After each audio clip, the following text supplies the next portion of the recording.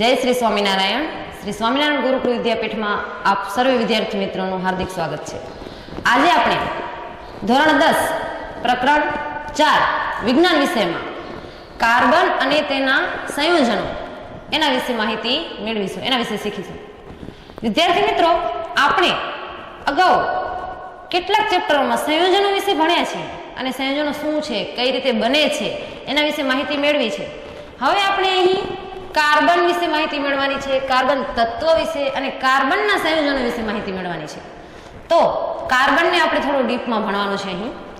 તો શરૂઆત કરીએ આપણે પ્રાથમિક માહિતીથી કે કાર્બન છે એ કઈ વસ્તુમાં રહેલો છે, કાર્બનનું મહત્વ શું છે અને કેટલી માત્રામાં રહેલો હોય છે, તમામ વસ્તુનો આપણે આજે અભ્યાસ કરીશું। અને ત્યારબાદ એના સંયોજનો છે, એના સહસંયોજક બંધ કઈ રીતે બનાવે છે એના વિશે પણ આજે આપણે ચર્ચા કરીશું। સૌપ્રથમ પ્રાથમિક માહિતીથી શરૂઆત કરીએ છીએ કે એક પ્રવૃત્તિ દ્વારા સમજીએ કે કાર્બન કઈ વસ્તુમાં રહેલો છે। તો શરૂઆત કરીએ કે આપણે રોજબરોજ સવારે ઉઠીએ છીએ ત્યારથી કરી અને આખા દિવસ દરમિયાન કઈ કઈ વસ્તુનો ઉપયોગ કરીએ છીએ કે જેની અંદર કાર્બન રહેલો છે। તો આપણે એવી અહીં લિસ્ટ બનાવ્યું છે નામનું કે સવારથી આખા આપણા રૂટીન દરમિયાન કઈ કઈ વસ્તુનો યુઝ કરીએ છીએ। તો જોઈએ, જેમ કે ખોરાક, આખા દિવસ દરમિયાન આપણે ખોરાકનો ઉપયોગ કરીએ છીએ। ત્યાર પછી રસોઈના વાસણો છે, ટૂથપેસ્ટ છે, સાબુ છે, કપડાં છે, દવા છે, પુસ્તકો, વર્તમાનપત્રો, વાહનો, પાણી, કપ, રકાબી, આવી ઘણી બધી વસ્તુઓ કે જેનો આપણે રોજિંદા જીવન દરમિયાન સવારથી સાંજ કરીને રૂટીન આપણે યુઝ કરતા હોઈએ છીએ। તો આ બધી વસ્તુઓને હવે આપણે જોઈએ કે 3 અલગ અલગ ડિપાર્ટમાં એને વર્ગીકૃત કરીએ। જેમ કે અહીં મેં 3 વસ્તુઓ લખી છે કે આમાંથી ધાતુની કઈ વસ્તુઓ છે, ત્યારબાદ કાચ કે માટીની આમાંથી કઈ વસ્તુઓ છે, અને જે એકે આ બંનેમાંથી ના આવતી હોય એ અન્ય વસ્તુઓ છે, બરાબર। તો અહીંયા વર્ગીકૃત કરેલું છે કે ધાતુની વસ્તુઓ કઈ છે। તો જુઓ અહીંયાથી કે રસોઈના વાસણ એક ધાતુ કહેવાય, એટલે કે રસોઈના વાસણો છે એ ધાતુની વસ્તુમાં આવશે। વાહનો છે, વાહનોના સ્પેર પાર્ટ, અંદરના બહારના એ બધા વાહનોના જે સ્પેર પાર્ટ હોય છે એ શેના બનેલા હોય છે, ધાતુના બનેલા હોય છે, એટલે એ પણ ધાતુમાં સમાવેશ થશે। ત્યારબાદ કાચ અને માટીની વસ્તુઓ એટલે કે કપ, રકાબી, એ બધી જેમ કે અલગ અલગ માટીમાંથી બનેલી હોય, અલગ અલગ કાચમાંથી બનેલા હોય છે, તો એ કાચમાં સમાવેશ થશે। અને બાકીની જુઓ તમે વિદ્યાર્થી મિત્રો કે અન્ય કેટલી બધી વસ્તુઓ આવે છે, જેમ કે ખોરાક છે ધાતુ પણ નથી, કાચ કે માટીની વસ્તુ પણ નથી, તો ખોરાક છે એ અન્યમાં આવશે। ટૂથપેસ્ટ એ પણ આ બંનેમાંથી લાગુ નથી પડતું, એ પણ અન્યમાં આવશે। સાબુ છે, કપડાં છે, દવા છે, પુસ્તકો છે, વર્તમાનપત્રો છે, પાણી છે, આ તમામ વસ્તુઓ એવી છે કે જે ધાતુ અને કાચ કે માટીની બનેલી નથી, પરંતુ આપણે એને અન્યમાં વર્ગીકૃત કરી છે। આ વર્ગીકૃત કરવાનો આપણે મતલબ શું છે કે આના ઉપરથી તારણ કરવાનું છે કે કઈ વસ્તુમાં કાર્બન રહેલો છે। તો હવે તમે જોઈ શકો છો કે સૌથી વધારે તારણ કરો તો અન્ય વસ્તુઓ છે એની અંદર કાર્બન વધારે માત્રામાં જોવા મળે છે। કારણ કે જો તમે જુઓ છો આપણે રોજબરોજ જે ખોરાક ખાઈએ છીએ કેવો હોય છે, કાર્બનિક ખોરાક હોય છે, અને ટૂથપેસ્ટ, આ બધામાં કાર્બન રહેલો છે એવું કહી શકીએ છીએ। અને એટલું જ નહીં, આપણે એમ પણ કહી શકીએ કે આપણું એક શરીર છે એ પણ એક કાર્બનો દ્વારા બનેલું છે। તો આ બધા ઉપરથી તારણ કઈ રીતે કરી શકીએ કે આ વસ્તુઓમાં કાર્બન રહેલો જ છે। તો આપણે જોઈએ કે જે પદાર્થનું દહન કરતા કાર્બન ડાયોક્સાઇડ અને પાણી ઉત્પન્ન કરે તે પદાર્થ કાર્બન ધરાવે છે, અથવા શોર્ટમાં એમ કહી શકીએ કે જે પદાર્થને આપણે સળગાવશું તો એનું દહન થશે તો એ કાર્બન એની અંદર રહેલો છે એવું આપણે કહી શકીએ છીએ। જો તમે ખોરાક છે, ટૂથપેસ્ટ છે, સાબુ, કપડાં, દવા, પુસ્તકો, વર્તમાનપત્રો જે બધું સળગાવો તમે જો, તો એમાંથી દહન ઉત્પન્ન થાય, જો એ સળગી શકે તો જે પદાર્થ સળગે તે કાર્બન કહી શકીએ છીએ, એમાં કાર્બન રહેલો છે એમ કહી શકીએ છીએ। પરંતુ એમાં પણ અપવાદરૂપ આવે છે, જેમ કે હાઇડ્રોજન વાયુ છે, જે હાઇડ્રોજન વાયુ કેવું હોય છે, દહનશીલ વાયુ છે અને એ સળગી શકે છે। એ જ રીતે આપણે મેગ્નેશિયમની પટ્ટી મેગ્નેશિયમની આપણે સળગાવતા શું ઉત્પન્ન થાય છે, તો કે રાખ અને પાણી ઉત્પન્ન થતું હોય છે, તો એમાં કાર્બન રહેલો છે। તો આ બંને વસ્તુ છે એ અપવાદરૂપ છે કે જે ધાતુ છે, વાયુ છે, છતાં પણ સળગી શકે છે અને કાર્બન ધરાવે છે। તો એવી વસ્તુઓ છે એ અપવાદરૂપ છે. એના સિવાય તમામ આ છે કે જે વાયુ દહન થઈ શકતું હોય એની અંદર કાર્બન ચોક્કસપણે રહેલો હોય છે. આગળ આપણે માહિતી મેળવીએ કે કાર્બન વાતાવરણમાં કઈ કઈ ઘટકોમાં કેટલા પ્રમાણમાં રહેલો છે એના વિશે માહિતી મેળવીએ. જો લખેલું છે કે સજીવોનો પાયાનો ઘટક કાર્બન છે. તમામ સજીવ સૃષ્ટિ જે છે એ કાર્બનથી બનેલી છે અને કાર્બનનો ઉપયોગ, અને આપણે ઇવન એ પણ કહી શકીએ કે જ્યારથી કાર્બનની શરૂઆત થઈ ત્યારથી જીવન શક્ય બન્યું છે. આપણે જોઈએ વિદ્યાર્થી મિત્રો કે અત્યારે જે આધુનિક આપણે ચાલી રહ્યું છે, જે વર્તમાન આધુનિકકરણમાં આપણે જઈ રહ્યા છીએ, ત્યારે જોઈએ કે વાહનોનો કેટલો બધો ઉપયોગ કરતા હોઈએ છીએ. વાહનોમાં જે પેટ્રોલ, ડીઝલ, આપણે નેફ્તા જે યુઝ કરીએ છીએ એ કાર્બનના બનેલા છે. અને જો કાર્બન જ ના હોય તો આપણું જીવન છે એ શક્ય બની શકતું નથી. આપણે એટલું પણ કહી શકીએ છીએ. તો એટલે આપણે કહીએ છીએ કે સજીવનો પાયાનો મુખ્ય ઘટક છે એ કાર્બન છે. આપણે એને કાર્બન તરીકે રાખ્યું છે.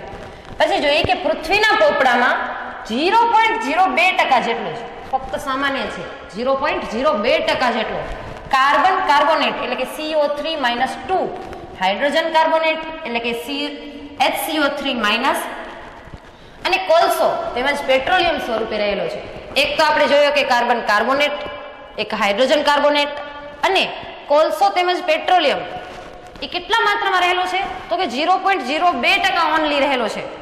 ત્યાર પછી જોઈએ કે વાતાવરણમાં કાર્બન કેટલો રહેલો છે તો વાતાવરણની અંદર કાર્બન ફક્ત 0.03% રહેલો છે. કાર્બન ડાયોક્સાઇડ સ્વરૂપે રહેલો છે જે આપણે શ્વસન દરમિયાન ઉપયોગ કરીએ છીએ. તો કાર્બન ડાયોક્સાઇડ વાતાવરણમાં ફક્ત 0.03% રહેલો છે.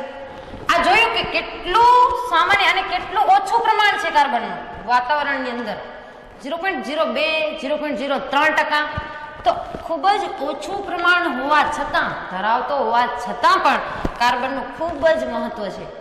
આટલું ઓછું પ્રમાણ છે છતાંય ખૂબ મહત્વ. કઈ રીતે? તો આપણે જોયું છે કે આવર્ત કોષ્ટક આપણે જે જોયું કે જેની અંદર 118 તત્વોની શોધ થઈ હતી, તો 118 તત્વોમાં જે કાર્બન રહેલો છે એના સંયોજનો સૌથી વધુ છે. તો જેના સંયોજનો વધુ છે એનું ઓબ્વિયસલી મહત્વ પણ વધારે હોવાનું છે. તો આપણે જોઈએ આગળ કે કાર્બનમાં ઇલેક્ટ્રોન રચના એની કઈ રીતે હોય છે, કારણ કે આગળ આપણે હવે એના સહસંયોજક બંધ વિશે માહિતી મેળવીશું. એનું સંયોજન કઈ રીતે થાય છે. તો કાર્બનની ઇલેક્ટ્રોન રચના જે 118 તત્વોને આપણે ક્રમ વાઇઝ ગોઠવણીમાં આપ્યા છે, આપણે નોર્મલ માહિતી છે, ધોરણ 8 થી આપણે શીખીએ છીએ. તો એ નોર્મલ માહિતી છે, જેમ કે સૌથી પહેલા hydrogen, helium, lithium, beryllium, boron, એ રીતે 118 તત્વોની જે ક્રમ છે એમાં આપણે ઇલેક્ટ્રોન રચનામાં આપણે કાર્બનનો પરમાણુ ક્રમાંક છે એ 6, એટલે કે કાર્બન છે એ કયા ક્રમાંકે આવે છે તો કે 6ઠ્ઠા ક્રમાંકે આવે છે. એટલે આપણે કહી શકીએ કે કાર્બનનો પરમાણુ ક્રમાંક 6 છે. તો એની ઇલેક્ટ્રોન રચના પણ આપણે શીખીએ છીએ કે L, M, N એક કક્ષાઓમાં આપણે એને ગોઠવી શકીએ છીએ. તો તેની ઇલેક્ટ્રોન રચના શું થશે કે અને L માં જ સમાવેશ થઈ જશે, કારણ કે એનો પરમાણુ ક્રમાંક માત્ર 6 છે. તો પહેલી કક્ષામાં હંમેશા આપણે 2 જ ઇલેક્ટ્રોનને આપણે ગોઠવી શકીએ છીએ. તો K એટલે કે એમાં 2 ગોઠવાશે, L માં આપણે 8 ગોઠવી શકીએ છીએ, પરંતુ અહીં તો 6 છે એના, એટલે વધ્યા કેટલા તો કે 4. તો 4 પરમાણુને આપણે L કક્ષામાં ગોઠવી શકીએ. એટલે એની ઇલેક્ટ્રોન રચના કેવી રીતે થશે? ઇલેક્ટ્રોન રચનાને આપણે E- એટલે મતલબ આ એનો સિમ્બોલ છે કે ઇલેક્ટ્રોન રચના જો ના લખવું હોય તો ઇલેક્ટ્રોન રચનાને આ રીતે દર્શાવી શકાય છે. તો કાર્બનની ઇલેક્ટ્રોન રચના 2 અને 4 થશે. એનો પરમાણુ ક્રમાંક 6 છે, તેથી એની ઇલેક્ટ્રોન રચના શીખી. આગળ આપણે શીખીએ કાર્બનમાં બંધ સહસંયોજન બંધ કઈ રીતે બને છે. કાર્બનમાં બંધન અને સહસંયોજક બંધ એમાં જોતા પહેલા આપણે બંનેના કાર્બનના અને આયનીય ગુણધર્મો જોવા પડશે. આયનીય સંયોજનના ગુણધર્મો અને કાર્બનના ગુણધર્મો કઈ રીતે જુદા પડે છે. તમને પ્રશ્ન થાય કે આયનીય સંયોજનો શું છે, તો જે કાર્બન છે એ પોતાની ઇલેક્ટ્રોન રચના નિષ્ક્રિય વાયુની જેમ જો પૂર્ણ કરવા માંગે પોતાની અષ્ટક રચના, તો એ જે પૂર્ણ કરેલી અવસ્થા છે એ કહેવાય આયનીય સંયોજન. તો હવે આયનીય સંયોજન મતલબ કે જે નિષ્ક્રિય વાયુ તરીકે એને મેળવેલા છે તેમાં અને કાર્બનની સંયોજકતામાં શું તફાવત છે જોઈએ. જે આયનીય સંયોજનો હોય છે એના ગલન બિંદુ અને ઉત્કલન બિંદુ ઊંચા હોય છે. કેવા પ્રમાણમાં ઊંચા હોય છે? શેના કારણે ઊંચા હોય છે આ ઉત્કલન બિંદુ અને ગલન બિંદુ? તો કે તેમાં રહેલા આંતર આણ્વીય આકર્ષણ બળ પ્રબળ હોય છે, અને જેટલું આકર્ષણ પ્રબળ એટલા એના ગલન બિંદુ અને ઉત્કલન બિંદુ કેવા હોય છે? હંમેશા ઊંચા રહે છે.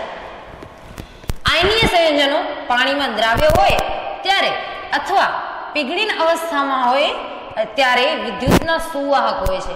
મતલબ કે આયનીય સંયોજનો છે એ જે પાણીની પીગળીન અવસ્થામાં અથવા તો પાણીમાં જ્યારે દ્રાવ્ય હોય છે ત્યારે કેવા હોય છે? તો કે વિદ્યુતના સુવાહક. વિદ્યુત છે એ સારી રીતે એમાંથી પસાર કરી શકાય છે એવું કહી શકાય. આગળ જોઈએ કે સામાન્ય રીતે એ ઘન અવસ્થામાં હોય છે, એટલે કે એની અવસ્થા ઘન, પ્રવાહી, વાયુ કઈ અવસ્થામાં હોય? તો જે આયનીય સંયોજનો બનાવે છે એ હંમેશા ઘન અવસ્થામાં રહેતા હોય છે. ત્યારબાદ જેમ આયનીય સંયોજનોના ગુણધર્મ હતા એ રીતે કાર્બનના ગુણધર્મ જોઈએ તો તેના ગલન બિંદુ અને ઉત્કલન બિંદુ નીચા હોય છે. અને શેના કારણે નીચા હોય? તો કે તેમાં રહેલા આંતરાણુય બળ છે એ હંમેશા નબળા હોય છે. કઈ રીતે નબળા અને કઈ રીતે નીચા હોય? તો આપણે જોઈએ જ છીએ કે જે નેફ્તા છે, પેટ્રોલિયમ છે, એ બધાને જો કેરોસીન છે, જો થોડીક વાર ખુલ્લી અવસ્થામાં મૂકવા આવે અને ખુલ્લા વાતાવરણમાં મૂકવામાં આવે તો થોડીક વારમાં એ બાષ્પ સ્વરૂપે આપણને મળતા હોય છે. એ ઉડી જતું હોય છે, બાષ્પ સ્વરૂપે મળે છે. એટલે એના ગલન બિંદુ અને ઉત્કલન બિંદુ નીચા હોય છે એમ આપણે કહી શકીએ છીએ. ઉદાહરણ જ છે આપણી સામે.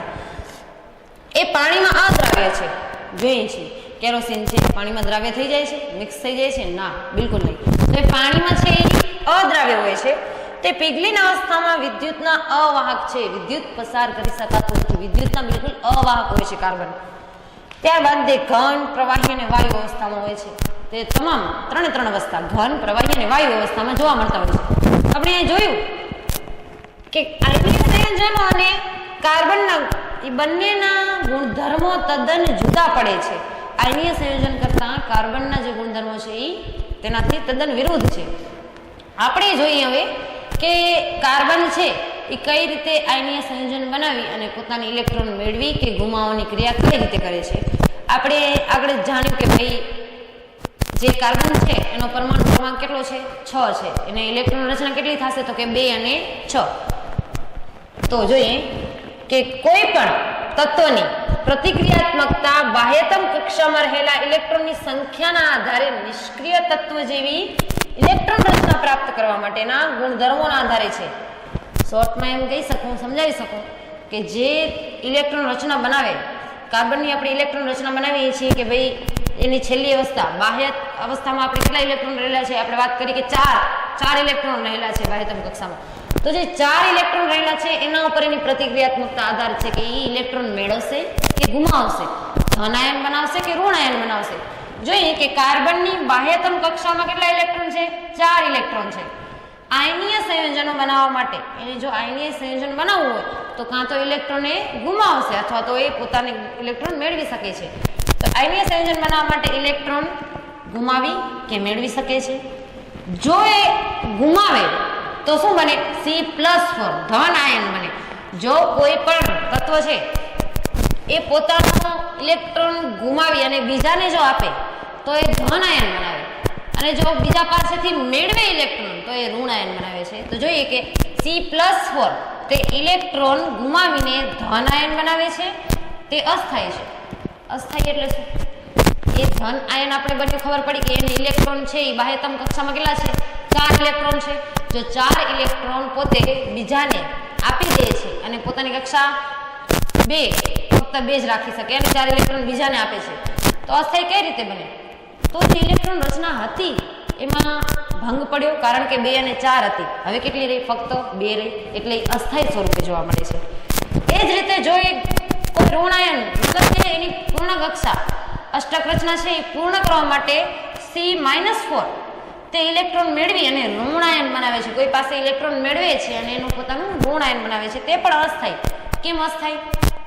2 અને 4 ઇલેક્ટ્રોન તો હતા જ પહેલેથી, એટલે કે આપણે કહી શકીએ કે 6 ઇલેક્ટ્રોન એની અંદર પહેલાથી જ હતા. પરંતુ હવે એ શું કરે છે? તો કે 4 ઇલેક્ટ્રોન બીજા પાસેથી મેળવે છે.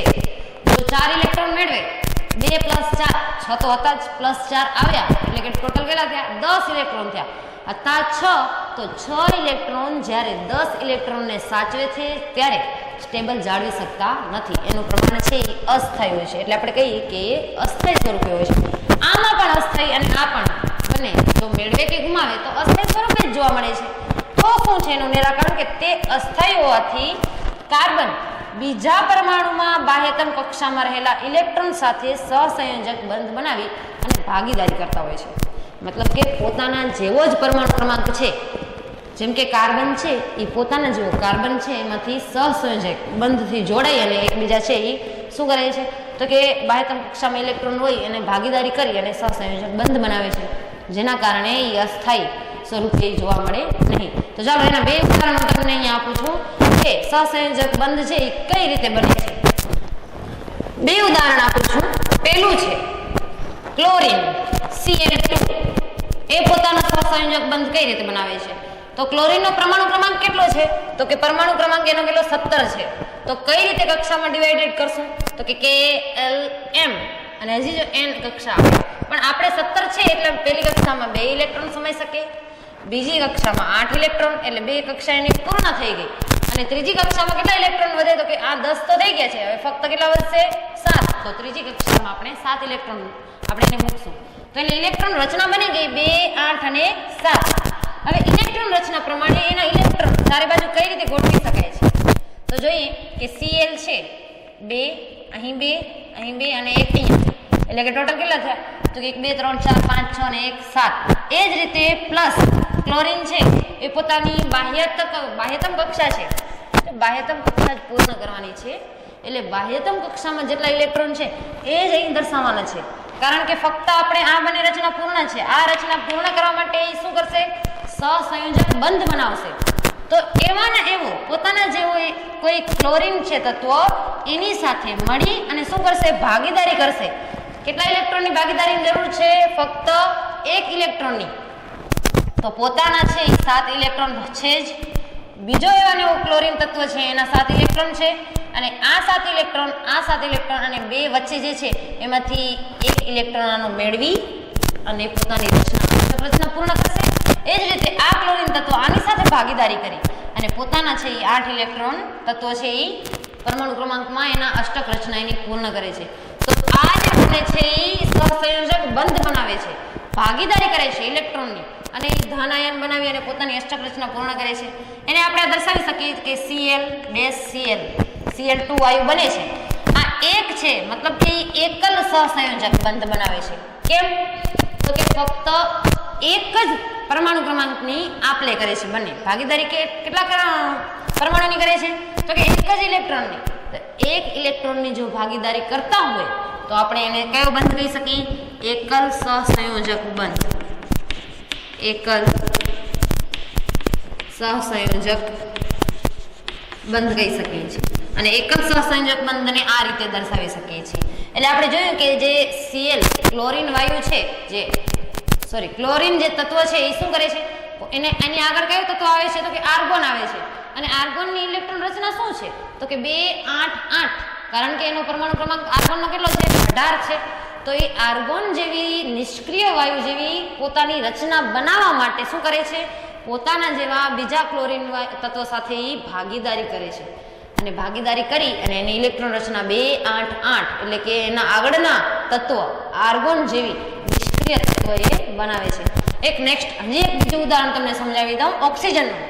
ચાલો ઓક્સિજનનો પરમાણુ ક્રમાંક શું છે તો કે 8 છે.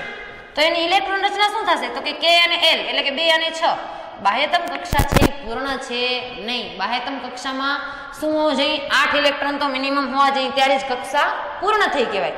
તો શું કરશું તો કે બંને બાહ્યતમ કક્ષામાં 6 ઇલેક્ટ્રોન, ઓક્સિજનની બાહ્યતમ કક્ષામાં કેટલા ઇલેક્ટ્રોન છે 6 ઇલેક્ટ્રોન ભાગીદારી કરશે.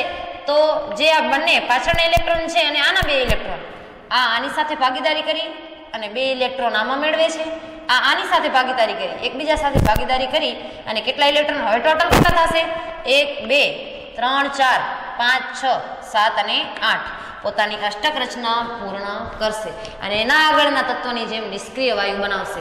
તો આની પણ ઇલેક્ટ્રોન રચના 8 થઈ, બીજા ઓક્સિજનની પણ ઇલેક્ટ્રોન રચના હવે 2 અને 8 એટલે કે પોતાની અષ્ટક રચના પૂર્ણ કરવા માટે તથા તેના આયનીય સંયોજનો બનાવવા માટે શું કરે છે એકબીજા પોતાના જેવા જ તત્વો સાથે શું કરે છે સહસંયોજક બંધ બનાવી અને ઇલેક્ટ્રોનની ભાગીદારી કરે છે.